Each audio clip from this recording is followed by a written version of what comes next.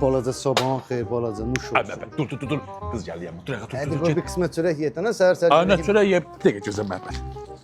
Gəl 20 manat. Bir gün gözümə görüm, yaxşı? Çox sağ ol, çox sağ Ha, ol. ya da gözləyim, mən sabah bir sürü görüşlərim var. Gələm mən.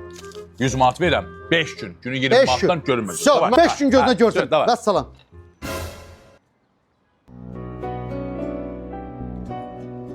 Balaca. Elə bilirsən mən bu pula görə sənin yanına gəlirəm hər dəfə.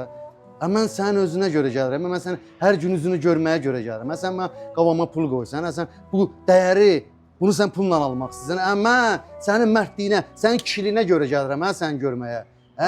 Vicdanın olsun, mən sənə dostluq, qardaşlıq, ürəyimi verirəm, sağ görə sən mənə pul verirsən.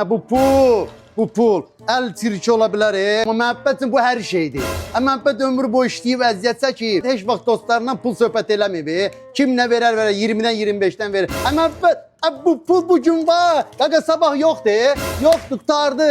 Sən mənə pul söhbət edirsən, ayıbdır, yeşə oğlansan. Mən səni çox istəyirəm. Yazıq məhəbbətə, sən pis yerimdən vurdu. Gələ 100 manatı özü... 100 manat fırlatdı. Yeşik istən məhəbbət. Sən 5 gün gəzmə görünmə. Baxarıq. Mərifətsiz.